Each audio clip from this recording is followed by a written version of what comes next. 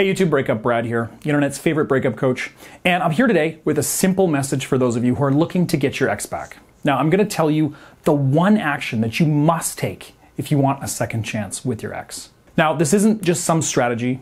I'm saying that all the strategies in the world, everything you've seen online, read in books, or learned from friends, family, your therapist, and even coaches like me, it's all useless if you don't do this one thing. And honestly, it doesn't matter if you do everything right. You can be the perfect match for your ex. You could be, the biggest catch of all time, desirable to everyone around you. You can even come up with the perfect messages that make your ex melt.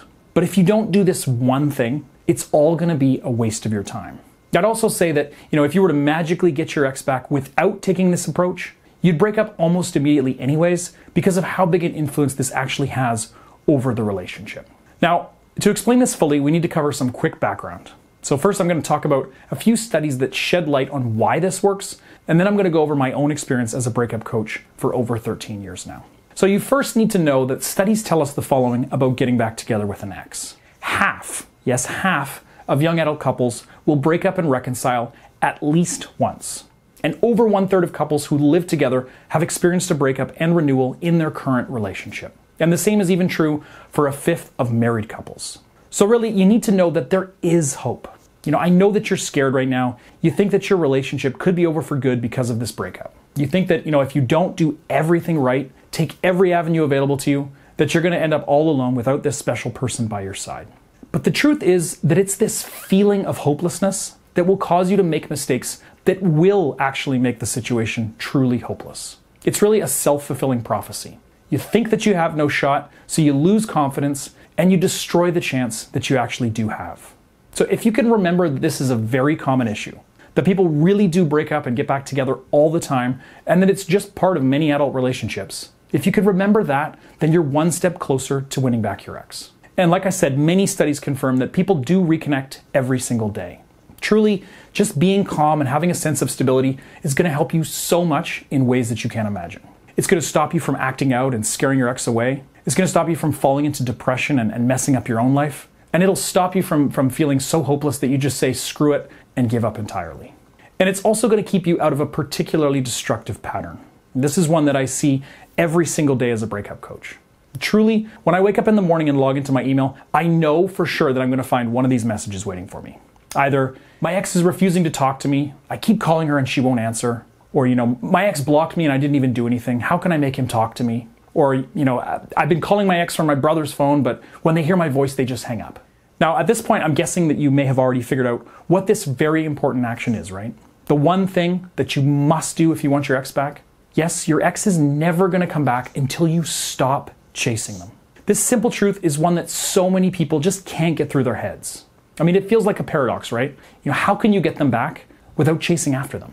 If you don't approach a point, how can you actually reach it? Well, to that I'd say you're really just looking at it all wrong. Your ex isn't a goal to be reached. They're a person just like you. So if you do want them back, you have to look at their psychology. Because what you're doing right now probably isn't working, and I'll explain why. Here's what you're probably hoping to accomplish by reaching out to your ex. First, maybe you want to let them know that you're sorry, that you made a mistake, you didn't treat them the way that they wanted and deserved. Second, maybe you want to let them know that you want them back. You feel like they need to know that you love them, that you still see them as a potential life partner, and that you can't live without them in your life. And third, you want them to know that you're willing to do whatever it takes. You'll make concessions, you'll change your behavior, you'll do anything to have them back in your arms again. But this is exactly why your current approach is a huge mistake. Because at this point, they probably know that you want them back. They know that you're sorry, and they likely even know that you'll do whatever it takes to get them back. So now, when you reach out to them, you're not convincing them to get back with you. You're not wearing them down. All you're doing is making yourself look weak and desperate. You're showing them that you just don't value yourself. And in other more extreme cases, like if you call them nonstop, keep reaching out to them despite them blocking you or even having a restraining order against you, you're making them associate your presence, your contact, with danger and confrontation. You've shown them that you don't respect their boundaries, you don't respect their decision, and you're willing to trample all over them to get what you want. Can you see how that's just not effective? But the question now, how can you get your ex back if you stop chasing them? Won't they forget about you? Won't they just move on? Well, the fact is that if you stop chasing them, you actually improve your chances of getting them back. because leaving your ex alone is incredibly powerful. And it's unlikely, if not impossible, that they'll just forget about you and move on anytime soon. Neuroscientists tell us that the brain develops pathways based on learned patterns. So by dating somebody, spending time together and loving one another, you've created a powerful pattern. And a huge part of your brain will still see this other person as your partner, even if you rationally know that you're broken up. And the same is true for your ex. So it goes something like this. Feelings of romantic love trigger the brain's dopamine system, which drives us to repeat pleasurable experiences. And the brain's natural opiates help encode the experience into memory and habit, and oxytocin acts as the glue that helps forge those feelings of closeness. So even after time has passed, their brain retains that circuitry. It's not just going to go away if you don't talk to them for a month or so. And it will make reconnecting with them easier than you think. Like, when you run into somebody from your past and it feels exactly the same as it did the last time you saw them. You're laughing and joking around like best friends, even if it's been years. All that warmth comes rushing back. And I promise you, it can be this easy with your ex as well. But this can only happen if you're able to leave them alone, respect their boundaries, and actually give them space after the breakup. Because if you don't, you'll create new pathways in their brain, negative ones. They'll come to see you as an annoyance, somebody who keeps popping up on their phone that they have to placate or let down easy or, before long, outright ignore. Now, at first, they won't know what to do. They'll just know that they shouldn't talk to you. They'll wish you weren't messaging them, but they won't be angry or upset about it. They'll wait a little while to answer your message. They might even be their typical friendly self. But the more you push, and this can be, outright pleas for them to come back or just simple conversation, the less friendly they're going to get. Their messages are going to get shorter, further apart, and harder to reply to. And they're trying to send you a message here. I don't want to talk to you. But at the same time, their brain is starting to associate you with negativity, conflict, and bad feelings. So if you continue to push them on this, they're eventually going to tell you to stop, they're going to outright ignore you, or maybe even block you. And at this point, the neural pathways that associate your contact with annoyance and danger are going to be firmly in place in their brain. So this is the best way to replace the good associations they have with negative ones.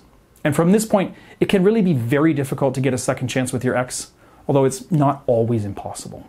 Now, if you have already gone down this road, I can help you out. So please consider signing up for my one-on-one coaching at breakupbrad.com/coaching so that I can help you with your specific situation.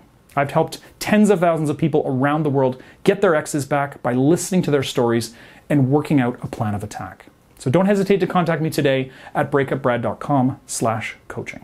Okay, so now we've talked about how you must stop chasing after your ex after the breakup and the kind of harm that it does. But is leaving them alone really all it takes? Are they going to just run back into your arms after you go silent for a while? Well, sometimes, but the truth is there is a little more to it than that. The basis here is silence, but the real method, as you might have guessed, is no contact.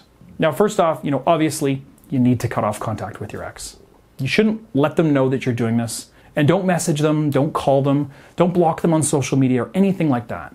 Simply commit to yourself not to talk to them for at least 30 days from this point. And no, it is going to be difficult. Plenty of times are going to come when you'll want to break down, call them just to hear their voice. But do know that if you do break no contact, you're actively working against yourself. You're making it harder to get your ex back by doing that. So, strap in and prepare for a real marathon. Trust me when I say it is going to be worth it. And if you're still skeptical about whether no contact actually works or will work in your scenario, watch the recent video that I made on this exact topic by clicking the pop-up here or the link in the description below and watching that after. But another important thing, you can't just sit on your butt during this time. You need to actually use these 30 days to make positive changes and prepare for the future. The future where you'll reconnect with your ex. It should be a very busy month for you, not a month, spent waiting around staring at your phone. And not only are the tips that I'm going to share with you in a second, not only are they going to keep your mind off the breakup and pass the time more quickly, they're also going to help you get your ex back when the time does come. So tip number 1 is to be social. After a breakup, you need your friends and family more than ever. They're going to be your support system. They'll take your mind off the breakup, they'll entertain you, empathize with you, and inspire you. So honestly, spend as much time with your friends and family as you can. And on top of that, take this opportunity to actually make new friends. This is going to give you a confidence boost, lift you out of depression, and show you that your life isn't over just because you're going through a hard time. Now, tip number 2 is exercise. I know, exercising is hard when you feel depressed, But that is why it's so important. Working up a little bit of a sweat reshapes your brain's reward system, and that can lead to a feeling of well-being and a more stable mood. In fact, psychiatrists at the University of Texas have found that 3 or more sessions per week of aerobic exercise or resistance training can help treat even the most serious chronic depression. And tip number 3 is to seek out advice from a third party. Now, I've already pitched my coaching program over at breakupbrad.com/coaching, but the truth is that getting advice from somebody knowledgeable really does help. Your friends and family can have good intentions, but they can really only do so much. Getting outside input and perspective to address something specific to your breakup can be really helpful and could very well ensure that you avoid making a simple mistake that will unknowingly kill your chances. And that brings us to tip number 4, date around.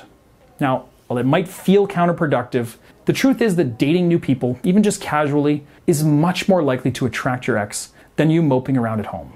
It's human nature to want what you can't have. And it's also a matter of power dynamics. If your ex knows they have total control and can have whatever they want from you, even though you're not in a relationship anymore, this is unlikely to arouse feelings of longing and desire, which is your goal, right?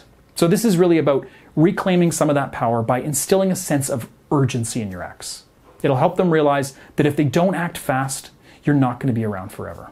And another benefit of dating after a breakup, even if you don't feel like it at all, is that it can sometimes show you that there really are other fish in the sea and can really give your self-confidence a big boost. Now, number 5, an important one, is improve yourself. So when you've recently broken up, you typically have more free time on your hands, right? So channel your newfound time and energy into actually improving your life, whatever that looks like for you. Maybe you want to, further your career, your studies, or even your own mental state and your self-confidence. Something as simple as having friends over to share a pizza and paint the living room can be a positive step in the right direction. So be productive during this time and watch how it transforms your mental state. Go ahead and set goals and actually work to achieve them. And if your ex is keeping an eye on you, which they almost certainly are, they're going to see that you're doing better since the breakup and making the most of this time apart. And this is going to spark their curiosity, and it's going to build attraction. It'll plant the seed of doubt in their mind, and it's probably going to force them to ask, was it a mistake to let someone like this actually walk out of my life? Now, a lot of this stuff that I've talked about in this video happens subconsciously and slowly, but I promise you it really works. None of this is optional if you really are committed to getting your ex back. Trust me, I know this from over a decade of working with clients in situations just like yours. Now, if you're wondering where to go from here, head over to breakupbrad.com and watch the free video presentation I've got up there for some additional next steps and a lot more tips for you. Before you do that though, click subscribe to show your support and the like button as well. Thanks for watching, guys. See you in the next video.